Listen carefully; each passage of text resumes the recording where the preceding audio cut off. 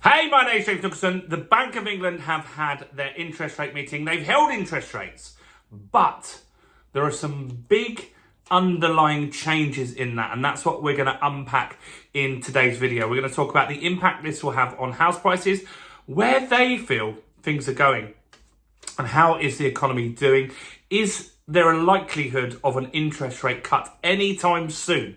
I'm going to cover that in this video as well, and much, much more. Now, if you're new to the channel and you haven't done already, do make sure that you subscribe to the channel over there and hit that bell notification. I've got new content every single day on the property market. One of the only channels that does that. And we've got some absolutely cracking videos coming out to you in the next 3 days. So you want to make sure that you watch those. And while you're here, if you subscribe or not, make sure you smash that like button, tickle the like button, or do something to the like button. Hit it in some way. That really helps us with the YouTube algorithm. Everyone that does that, that helps us get the views. We're getting hundreds of thousands of views on the channel every single month. And it wouldn't happen without you pressing that like button. So go and do that right now. So I think we're at the 5th month that we've held interest rates. Now, interest rates went up at a rapid pace. And I get people commenting on the channel all the time saying, these are not historically high interest rates. And that's true. What the problem was that we went from pretty much 0 to 5.25%. And then the mortgage rate, the money that you could borrow at, was 6-7% last summer, which was really, really impacting a lot of people. And so that isn't good. Now, the reason for that was obviously inflation is high. And the only real mechanism the Bank of England have to push inflation down is to increase interest rates. And that's meant to dampen spending and make sure that we borrow less and we're all a bit more organised. However, the problem with this inflation was this was supply side inflation, meaning it was mostly energy costs and obviously things like printing money. It wasn't stuff that you and me can control. It wasn't saying, hey, look, stop going and buying Louis Vuitton bags. We're going to put the interest rates up until you stop doing that. That isn't what the problem was. It wasn't something that we could control necessarily. So it was a bit of a weird one that we were so focused on interest rates and not bringing down energy prices like other countries did. For example, Spain did quite well. Go and have a look at what they did. They did particularly well at the beginning of bringing their inflation down faster. So where are we at with interest rates? Well, we went up 14 times in a row. Then we've held, I think this is the 5th month or 6th month now, and we're holding the base rate at 5.25%. Same as last month, not much change there. This is where it gets a little different. So when this happens, I will always watch the press conference, which they didn't seem to have, or read the minutes of the meeting, which I've done, which is a bit dull, but I want to make sure I get all the information because there's some little hints in there on where we're going to end up. So there's 9 people in the Monetary Policy Committee, right? And this time, 8 of them voted to hold and 1 to drop. 1 voted to drop interest rates. Now, why is that interesting? Well, yes, it indicates that most are looking to hold, but this is how it was before. And last month, this was actually quite different. So last month, we had 2 that wanted to increase rates. We had 6 that wanted to hold, and we had 1 that wanted to drop interest rates. So we're at a different, we're moving to the right direction here. So those 2 people that previously were talking about we need to raise interest rates, just get this inflation under control, they've changed their mind. And that's an indicator that they're softening on these interest rates. In fact, everywhere that I watched afterwards, they were agreeing with this and saying this is a good sign, and it's indicating that maybe interest rates are eventually going to start coming down by the summer like we've all been hoping and predicting. So this is good. No one else is saying increase rates anymore. Winner for me. What else is going on? Well, here are the things that they feel we've got to look at to make sure that we can bring rates down. First off is the Red Sea. right? And so the Red Sea is a concern, obviously, for people's lives, but it's also a concern because they are effectively cutting off a shipping route, adding a lot of time on. Now, at the moment, it hasn't caused a massive increase in energy prices. They did go up 5%, they said, but now they've been pretty much flat, which is good.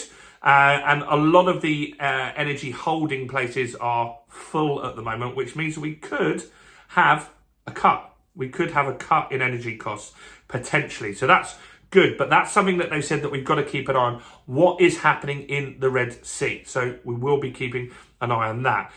The economy. Now, we're in a recession at the moment, but it's looking like we're pretty much going to come straight back out of that recession officially. So I think we're pretty much out of the recession anyway. We're returning to growth, which is good.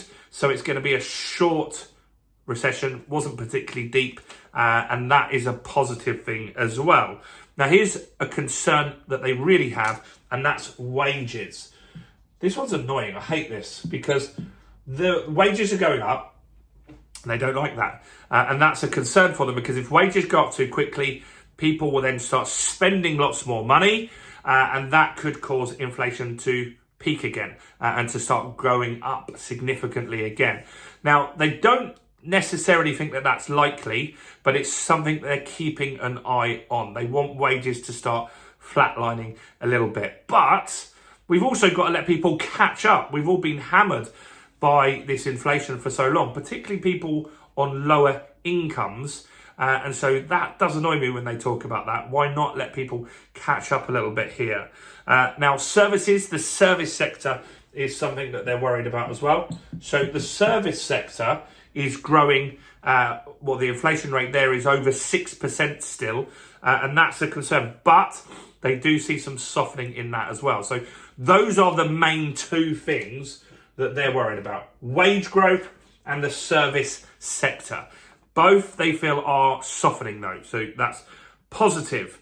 What else is going on? Inflation, they feel, is going to be below 2% next quarter. So they feel inflation will be at 2% by quarter 2 or lower, but they said it's going to go back up. We've been talking about that for a few weeks, haven't we? And that's based off energy prices. So it's likely that inflation is going to start going up in quarter 3 and quarter 4. They didn't say how much. So we'll put inflation back up, quarter 3, quarter 4, which is not really what we want to see. But they do feel that that's going to be not quite as bad as they were predicting as well. So that is kind of all positive. They're saying that the stuff that we've got to worry about, but it's not likely to be as bad as it could have been. What else is going on? They talk about house prices in this as well. So they say house prices are edging up, which is what we're seeing in the data. We're seeing that when we get data from Halifax, from Nationwide. We've got the ONS, the Office for National Statistics, have said that house prices officially went up in January. That's the proper, real data, because I know some people don't like Rightmove, Halifax and all these other places. So they're saying that that's gone up as well. The Bank of England's agreeing with that. And here's an interesting thing. Mortgage approvals are up. Now, that's a good sign because the market is less likely to crash if there's buyers in the market, right? Where you'll get a fast crash is if suddenly you get an influx of sellers, then you don't get enough buyers. But mortgage applications, mortgage approvals are at the highest since October 2022. So that's moving in the right direction. So look, there's lots of positivity in the media about this, that they're pretty much all guaranteeing now that interest rates have peaked. I think we can agree with that. We can see that the members now, nobody is asking for a rate increase again, which is good. They're all moving to hold at the moment. And it is looking like that we're getting very close to the Bank of England base rate coming down. Now, does that mean your mortgage is going to get cheaper? Not necessarily. Mortgages are based off something called a swap rate. The bank, they borrow from a bigger bank. That's called a swap rate, the rate that they get. If this suddenly comes down, Does it mean the swap rate's going to come down? No, it doesn't. There's a lot of different factors involved in that. It could, but I wouldn't hold out. Let's just say this rate goes down by 0.5%. Does that mean the mortgage markets are going to give you the full 0.5%? I don't think so. I think rates are going to be similar to what you've got now by the end of this year. I think you might get about 0.5% or 0.25% cheaper, but don't expect interest rates to go to 2.5% or something by the end of 2024. It's just not happening. Anyway, let me know your thoughts on the what the Bank of England did today. Do comment below. Do smash the like button, guys. That really helps. Maybe share this video with someone that you know would be interested. And do check out all the other content on my channel, including this video right here.